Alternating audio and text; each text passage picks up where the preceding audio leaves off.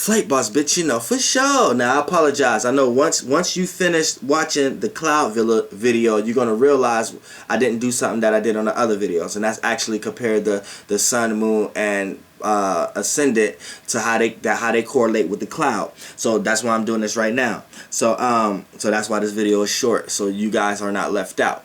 Now, for the cloud, for the sun sign, the sun is how you see, how you act, your actions, and how you see things. So with the cloud right here, you see, with the sun sign being in the cloud element, you see feelings. You see people's feelings. You see imagination. That's what you like to see. Anytime somebody is taking you off your imagination, you're around a bunch of people who are not allowing you to act on your imagination. You're around a bunch of people who's trying to get you to listen to their story, and you're not able to see your imagination the way you imagine things. And people trying to dilute your imagination. These people keep their imagination from kids all the way to adult to oldhood and things of that nature. And this is what people like to act on. They like to act on their imagination and things of that nature. And then these people have a lot of ideas. They're very informative. So their actions and the way they act is just pouring out ideas. So these are people who got all the new ideas of how to do things at work. When things was just going one way so good at work, as soon as these people come, now everybody wants to do it that way and keep doing it that way now. You know what I'm saying? These are these kind of people with the cloud elements. These people have a broad imagination, and they like to act on these things, and that's their actions when it comes to your sun sign. So your sun sign, a lot of times you can act on an illusion, and a lot of times you may need somebody around you for realism a lot of times, but for the most part, you're able to have enough imagination to have a good idea to add on to whatever realm of reality or illusion that you're in, or portal that you're in. Now, when it comes into the moon is who you are, your emotional reactions, your emotional stance on things, your response. So when your moon comes into clouds right now, a lot of times you only can feel comfortable when you're comfortably high. Now, and that's another thing I want to say with the sun actions. With the sun being in the sign, the sun may act on getting high. So a lot of times you act on inspiration, you act on things that make you upbeat or feel appreciative. So if they can do that, and you don't need a drug, that's a good thing. The moon is a little harsher. The moon may need alcohol, or the moon may just need a blunt. You see what I'm saying? The sun, not so much. The sun can see certain things and gravitate towards and do things. They could turn their exercise into their high. The moon may not be comfortable with that. The moon may want to be comfortable somewhere getting high. You know what I'm saying? But that's a good thing if you don't. But it's a good thing to try to if you could find a sun sign, this person y'all could be that's a marriage right there. If you could find a partner, like if this your moon sign, and you could find somebody who could jump your moon with their sun, with this cusp element, that'd be perfect, because they'll be able to convert your inner energy into outer energy, things of that nature, and show you how you can replace habits with gifts, or replace habits with things that you could turn into good habits. You see what I'm saying? But for the most part, with the moon right here, a lot of times you may be emotionally overwhelmed from people, because you could just take on other people's problems. Like when people throw their emotional weight around that may not even be problems, you take it as a deep problem and feel like you got to do some type of life-changing thing in your own life to prevent yourself from ever experiencing that, when you may not ever experience that anyway. So you add on all these things to you, so you have to make sure you're not doing that also, because you just got a lot of ideas moving rapid, and then you get emotionally attached to your ideas and end up creating illusions or imaginations like they're real. So make sure you're not diving too far into that when your moon sign. But what makes you feel comfortable is when you're around harmonious, fairness, or when you're around emotions and feelings, or around people who feel the same way of you, people who can vibe around you, and people who's not looking down on you or looking at your vibration like it's something you need to change. People who's trying to take you out of your comfortability.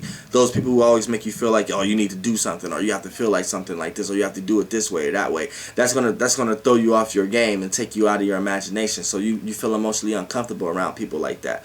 But you always feel emotionally comfortable when you're able to give ideas to others and connect people and have your imagination, and be able to communicate about your feelings and things of that nature. Now, when it jumps into your personality, as far as your ascendant, your first house. Now, when it comes into your personality, personal issues, personal people, places, and things, when it comes into the cloud right now, you take communication and feelings very personal. You take the emotional stance of others very personal. So how people emotionally feel about you, you take that very personal. So a lot of times a person could like you, but they may not go out their way for you. They just like you. You will feel like you have to go out your way for them, just because they like you. You know what I'm saying? And a lot of times you don't have to do that. You can show just as much energy as a person show you, but a lot of times you may go overboard just for the sake of, because a lot of times you may have the idea and imagination that nobody has to like you. So anybody who show a piece of that, you may go overboard for them. So try not to land yourself in manipulative moments, and try not to get taken advantage of based upon your care for others and how you feel about others, because you can care, but you can care too much for others. So keep that in mind. Also, when it comes into your personal issues, a lot of your personal issues could be overwhelming to you. So you could be an escapist at times. So try not to be an escapist.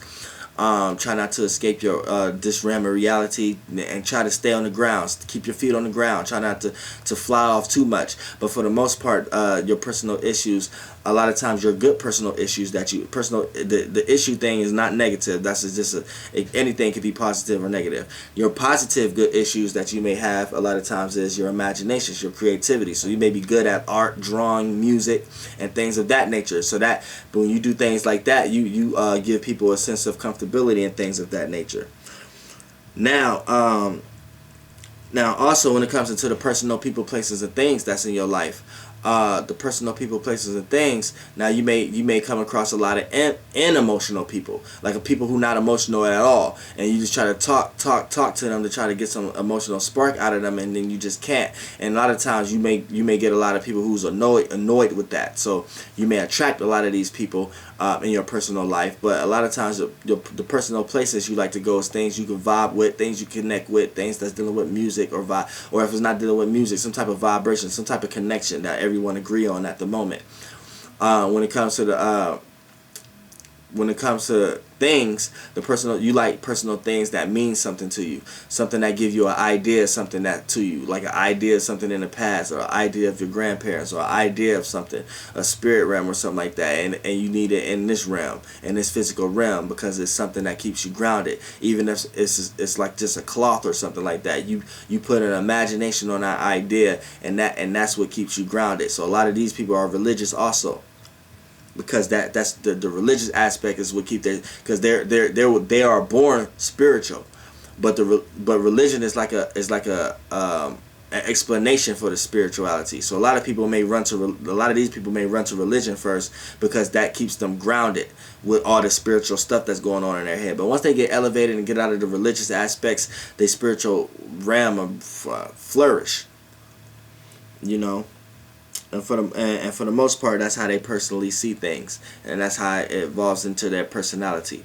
And that's a cloud, sun, moon, or rising. And you don't have to stop there. You know, Mercury is thinking, communicating, and analyzing. So if you have this on the cusp of Mercury, compare that to your thinking, analyzing, communicating. You know, love is appreciation, value, and how you relate to others. And compromising. You know, Jupiter is your wisdom and knowledge and your experiences that you go through, and things you tie meaning and reasoning to. You see what I'm saying? You know, Saturn is how one gains structure in one life, and where one is going to place and receive boundaries and restrictions and limits. You know, Uranus is uniqueness and originality, but you can't have that without change and rebellion or opposing something that's already there. So that's together. You know, Neptune is dreams, illusions, creativity, imagination, and fantasy. So you know, you can have dreams. So when you have dreams, you either gonna have you either could make it an imagination or make it an illusion, but try to filter these into creativity out of the fantasy realm. And you know, Pluto is deep desires, deep transformation, and deep willpower, and you know what I'm saying, deep motivation. So it's things that you need hold of. It's all Mars on the deep end. So Mars would be like where we're going out to eat for the day. Pluto would be like where we're going grocery shopping for the rest of the month.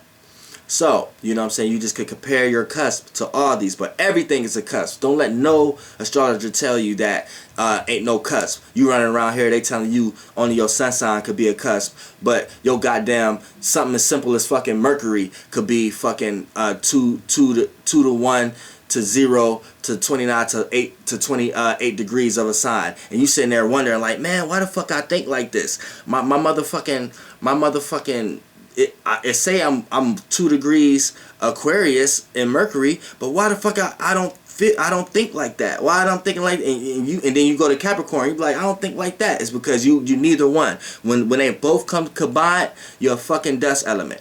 You see what I'm saying? And you need to think like that. And that's what my channel is for. Flight boss, bitch, you know, for sure. Goddamn air.